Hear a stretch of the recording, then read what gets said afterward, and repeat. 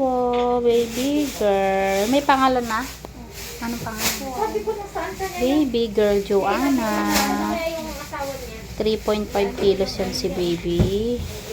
Ang cute. Kamukha ni daddy. May pupuntahan na. Panganak si baby ng 7:44 AM. Baby girl. Ayan, ang cute-cute niya, oh. Super cute-cute Okay naman ka lang, yan. Magsabi ka na yung kung ano. Huwag kang mapapagutom. May mga initial Okay ka vaccine na. ha, na bibigay sa baby mo. Yung Hepa B, vitamin K, tapos yung eye ointment sa mata ni baby mo. Hindi naman po siya overdue. Ayan naman si mami. Okay ka lang, mami. Successful na. Karaos na sa wakas. Ayan si mami.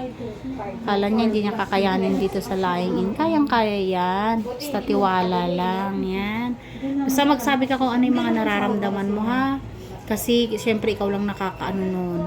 Nakakaramdam kung matagas tuloy-tuloy yung ano ng dugo mo, nahihilo ka, nasusuka, masakit yung batok mo, may mga sign kang nararamdaman niya, naninikip ang dibdib, magsasabi ka sa amin, huwag kang mahiya, ha? Tapos huwag kang tatayo ng 6 hanggang 8 oras. Kung kakain ka, susubuan ka lang ni mister. Mamaya lilinisan ka rin namin, monitoring ka rin namin ng BP mo, ito yung sa tiyan mo kung matigas, at saka yung check din namin yung diaper mo kung maraming dugo, ha?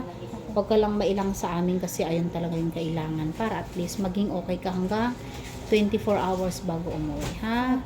Ayan, salamat.